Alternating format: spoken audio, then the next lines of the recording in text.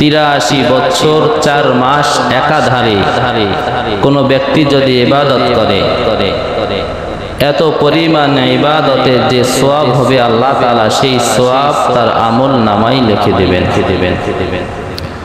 ইন্নাল হামদুলিল্লাহি নাহমাদুহু ওয়া নাস্তাঈনুহু ওয়া নাস্তাগফিরুহু ওয়া নু'মিনু বিহি ওয়া নাতাওয়াক্কালু আলাইহি ওয়া নাউযু বিল্লাহি মিন শুরুরি আনফুসিনা ওয়া মিন সাইয়্যাতি আ'মালিনা। من يهده الله فلا مضل له ومن يضلله فلا هادي له ونشهد أن سيدنا وسندنا وحبيبنا وحبيب طبيبنا وطبيب قلوبنا وروحنا ومولانا محمدا عبده ورسوله الذي أرسله بالحق بشيرا ونذيرا وداعيا إلى الله بإذنه وسراجا وقمرا منيرا. فقد قال الله تبارك وتعالى في كلامه المجيد: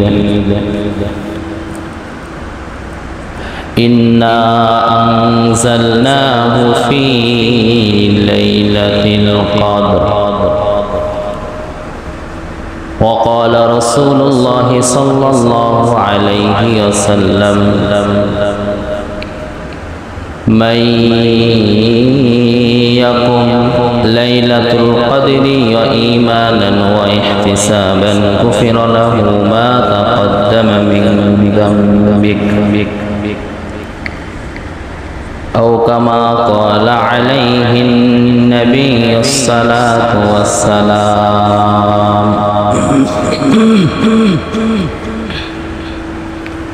صدق الله ومولانا العظيم وصدق رسوله النبي الكريم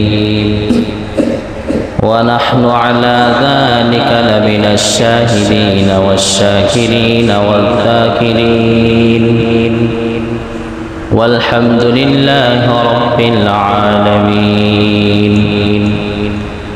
سبحانك لا علم لنا إلا ما علمتنا إنك أنت العليم الحكيم.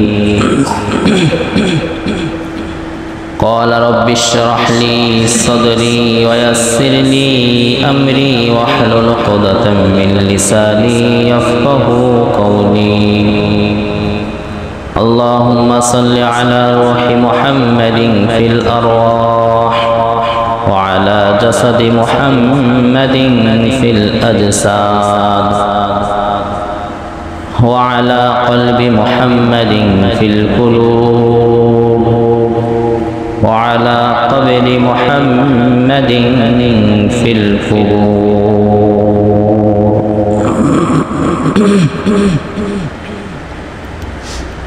আলহামদুলিল্লাহ, মহান রব্বুল ইজ্জাতের দরবারে লাখো কোটি শুকর ও সুজুদ যে মহান রব্বুল ইজ্জাত পবিত্র রমজান মাসে জুমার নামাজ আদায়ের লক্ষ্যে আল্লাহ তাআলার কদমে সিজদা দেওয়ার লক্ষ্যে পৃথিবীর ভিতরে দামি একটা জায়গা মসজিদের ভিতরে আসার বসার তৌফিক দান করছেন। সেই সঙ্গে সঙ্গে কোরআন ও হাদিসের আলোকে দ্বীনি কিছু কথা বলবার জন্য আপনাদেরকে শুনবার জন্য তৌফিক এনায়েত করেছেন। এজন্য মহান রব্বুল ইজ্জাতের আলিশান দরবারে কালিমাতুশ শুকর আদায় করি, সকলে বলি আলহামদুলিল্লাহ। লক্ষ কোটি দরুদ ও সালামের হাদিয়া বর্ষিত হোক আখতামে নবুওয়াত ফখরে মওজুদাত সাইয়্যিদুল মাখলুকাত সৈয়দুল করনাইন শাফিউল মুজনিবিন, যিনি হকাল ও পরকালের জন্য উম্মতে মুহাম্মাদির মুক্তির দূত, যার উসিলায় করে কাল কিয়ামতের ময়দানে মুসিবতের সময় কোটি কোটি গুনাহগার উম্মতদেরকে বিনা হিসাবে জান্নাতের ফয়সালা করে দেওয়া হবে। সেই মহান মানবের উপরে একবার দরুদ শরীফ পড়ি, সকলে বলি সাল্লাল্লাহু আলাইহি ওয়াসাল্লাম। আজকে আমরা কথা বলবো সূরাতুল কদর নিয়ে। আল্লাহ তাআলা পবিত্র কোরআনুল কারীমের ভিতরে সূরা কদর দিয়ে বলেন, ইন্না আনজালনাহু ফি লাইলাতিল কদর। আমি কোরআনুল কারীমকে লাইলাতুল কদরে নাজিল করেছি। গত জুমায় বলেছিলাম যে কোরআনুল কারীম রমজান মাসে নাজিল হওয়ার কারণে রমজান মাসের দাম অন্য মাসের তুলনায় ৭০ গুণ আল্লাহ তাআলা বৃদ্ধি করে দিয়েছে। আজকে লাইলাতুল কদরের এই সূরার দ্বারা আমরা বুঝতে পারলাম রমজান মাসে কোন দিনে নাজিল হয়েছে। এর আগের আয়াতে আমরা আলোচনা করেছিলাম শাহরু রমাদান আল্লাযী উনজিলা ফীহিল কুরআন হুদাল লিন-নাস ওয়া বায়িনাতিন মিনাল হুদা ওয়াল ফুরকান। এই আয়াত দ্বারা বোঝা যায় কোরআনুল কারীমকে আল্লাহ তাআলা রমাদান মাসে নাজিল করেছেন। কিন্তু সূরা কদরের প্রথম আয়াত দ্বারা আমরা বুঝতে পারলাম যে রমজান মাসের কোন দিনে বা কোন রাতে কোরআন নাজিল করেছেন।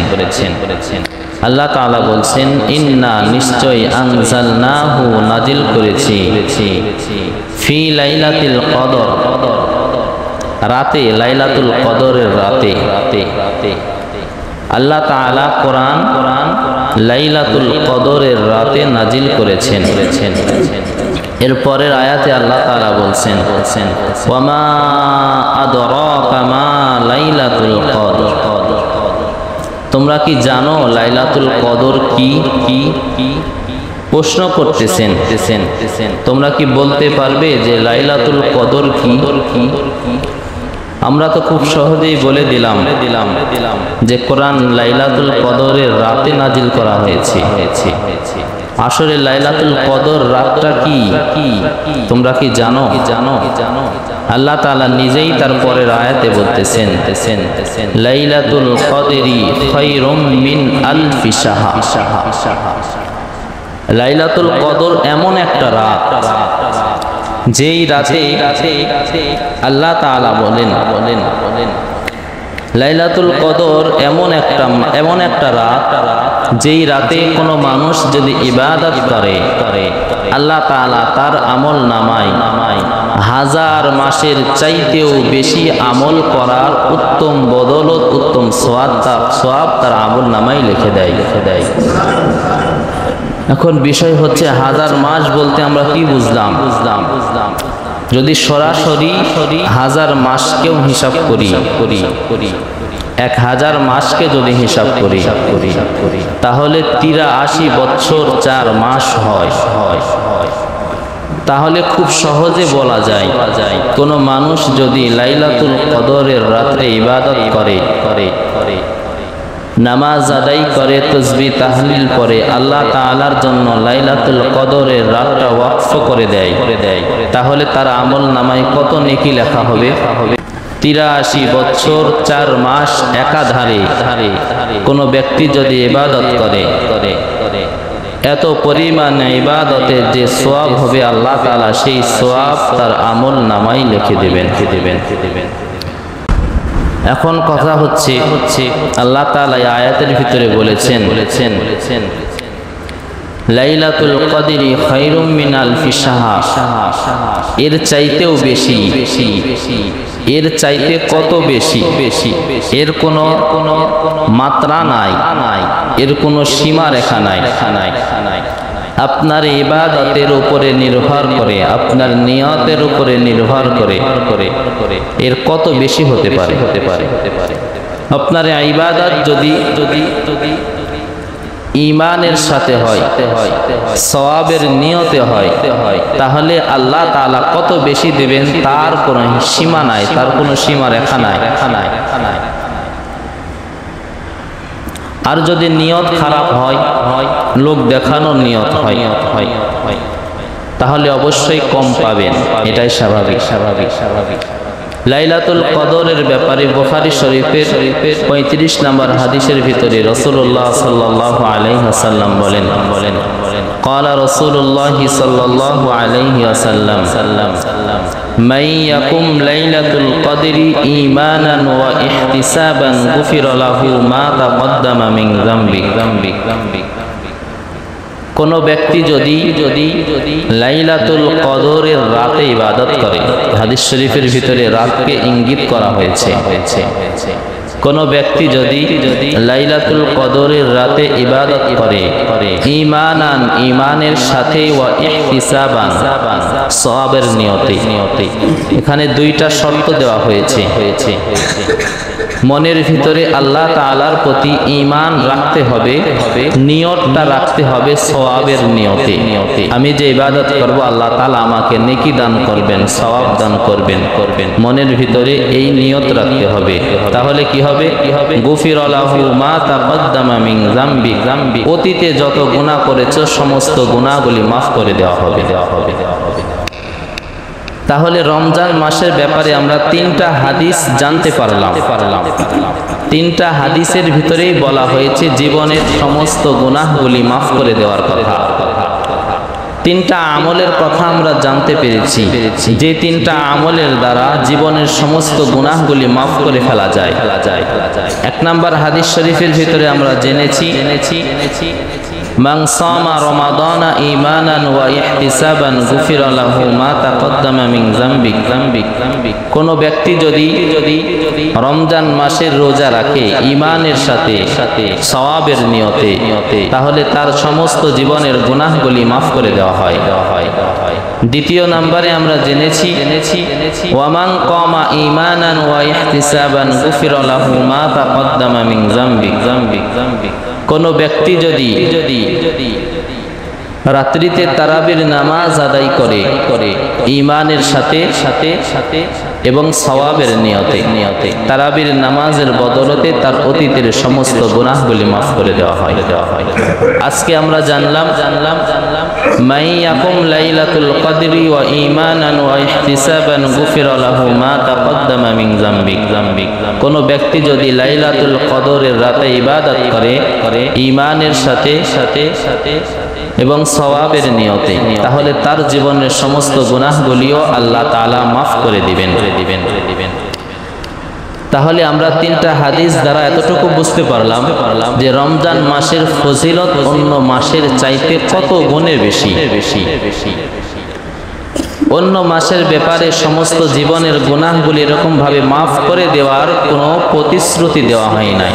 অন্য কোনো আমলের ব্যাপারে এরকম ভাবে জীবনের গুনাহগুলি মাফ করে দেওয়ার প্রতিশ্রুতি দেওয়া হয় নাই।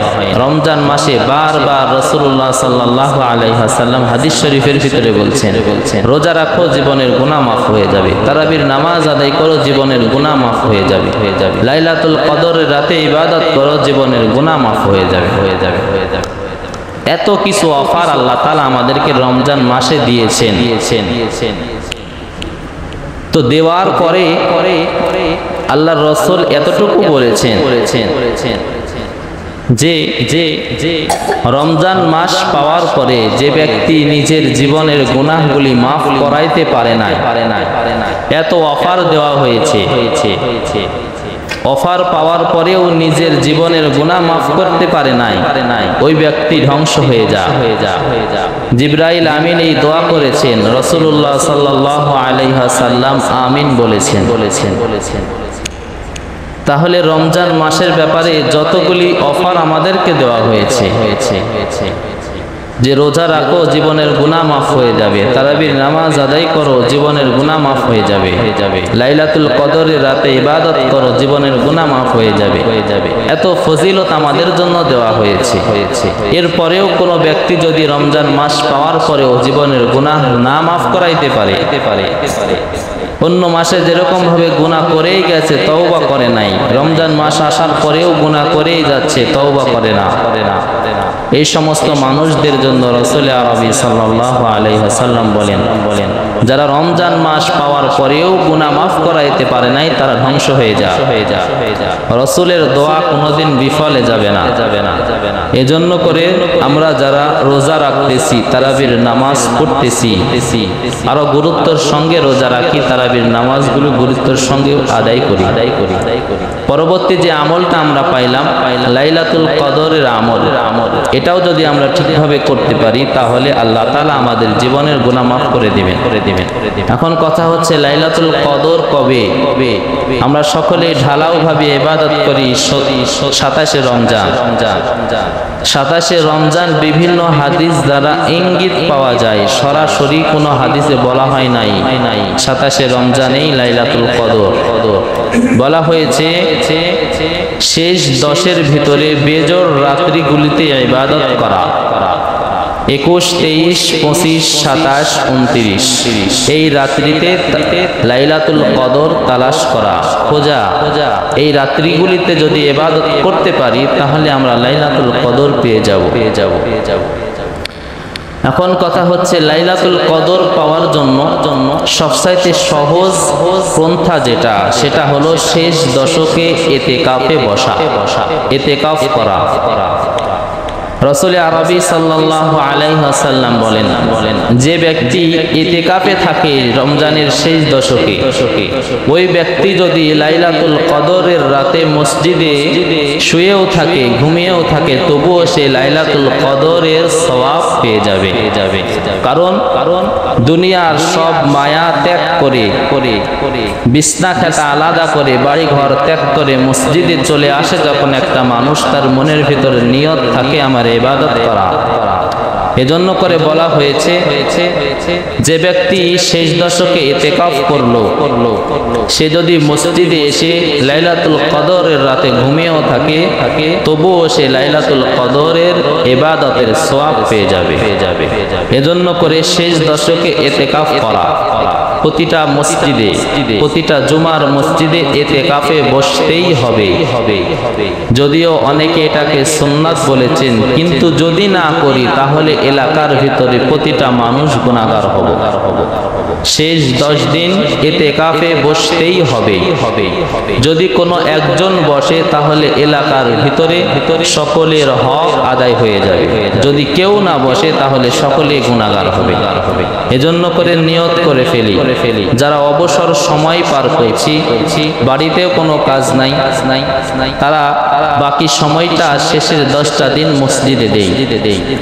ইনশাআল্লাহ আল্লাহ তাআলা আমাদের সকলকেই ইতিকাফ করার তৌফিক দান করুন। এর পরের কথা হলো সদকাতুল ফিতর, যেটা প্রতিটা মানুষের আদায় করা একেবারে ওয়াজিব।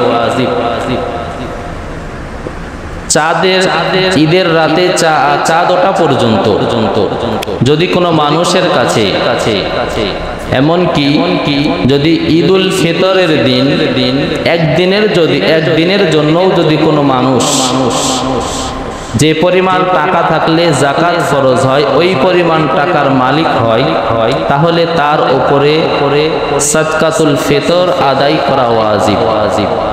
আমি আবারও বলছি বিষয়টা, যদি কোনো মানুষ ঈদুল ফিতরের দিন একদিনের জন্যও যদি কোনো মানুষ যে পরিমাণ টাকা থাকলে যাকাত ফরজ হয় এই পরিমাণ টাকার মালিক হয়, তাহলে তার উপরে সাদকাতুল ফিতর আদায় করা ওয়াজিব, আদায় করতেই হবে। তাহলে কতটুকু পরিমাণ সম্পদ থাকলে আমাদের উপরে সাদকাতুল ফিতর ওয়াজিব হয়? যদি কোনো মানুষের কাছে 7.5 ভরি স্বর্ণ থাকে তাহলে তার উপরে সাদকাতুল ফিতর আদায় করা ওয়াজিব হবে। এখন আমার কাছে সোনা নাই, রূপা আছে, চাঁদি আছে, যদি 52.5 তোলা চাঁদি থাকে তাহলে তার উপরে সদকাতুল ফিতর আদায় করা ওয়াজিব। এখন কথা হচ্ছে টাকাও নাই, সোনাও নাই, চাঁদিও নাই, রূপাও নাই, শুধু টাকা আছে। টাকার পরিমাণ যদি ওই পরিমাণ হয়, 52.5 তোলা রূপার যে দাম, এই পরিমাণ টাকার মালিক যদি আমি হই, তাহলে আমার উপরে সদকাতুল ফিতর আদায় করা ওয়াজিব। আশা করি বিষয়টা বোঝা গেছে। আর সদকাতুল ফিতর আদায় করার সবচাইতে সুন্দর পন্থা হচ্ছে সকলে মিলে এক জায়গায় উঠায়া, আমরা যেটা করি সমাজ ভিত্তিক, তো এক জায়গায় উঠায়া যদি দেই, এদিকে একটা সুবিধা হয় যে মানুষগুলি সদকাতুল ফিতর নিবে, প্রতিটা বাড়িতে বাড়িতে ঘুরতে হয় না। আসলে আমাদের উচিত ছিল সদকাতুল ফিতর যারা তুলি এদের উচিত ছিল যে যারা সদকাতুল ফিতর খাওয়ার উপযোগী, যারা হকদার, তাদের বাড়িতে বাড়িতে গিয়ে দিয়ে আসা। কিন্তু আমরা পক্ষান্তরে কি করি, যে মানুষগুলি আমাদের কাছে সদকাতুল ফিতর আদায়ের জন্য, সদকাতুল ফিতর নেওয়ার জন্য আসে, তাদেরকে বারবার ঘুরাইতে থাকি। এটা অবশ্যই ঠিক নয়। এর জন্য জবাবদিহিতা করতে হবে। সদকাতুল ফিতর আমরা কবে আদায় করব? ঈদের দিন না ঈদের পরের দিন? এমন সময় আদায় করব যে সময় টাকাটা দিয়ে ওই ব্যক্তির উপকার হয়। আমরা এমন সময় সদকাতুল ফিতর দিই যে টাকা দিয়ে উপকার পাওয়া যায় না, ঈদের খুশি পাওয়া যায় না। আমরা সম্ভব হলে ঈদের 3 দিন 5 দিন 7 দিন আগে সদকাতুল ফিতর সকলকে বন্টন করে দেব। তো আমরা বন্টন করতে করতে ঈদ পার করে দেই। ঈদ পার করার পরে তো ঈদের জন্য আর সদকাতুল ফিতরের প্রয়োজন হয় না। সমাজের ভিতরে যে প্রচলনটা আছে, আমরা চাইলেই এটাকে পাল্টাতে পারি, এটাকে পাল্টিয়ে ফেলবো ইনশাআল্লাহ।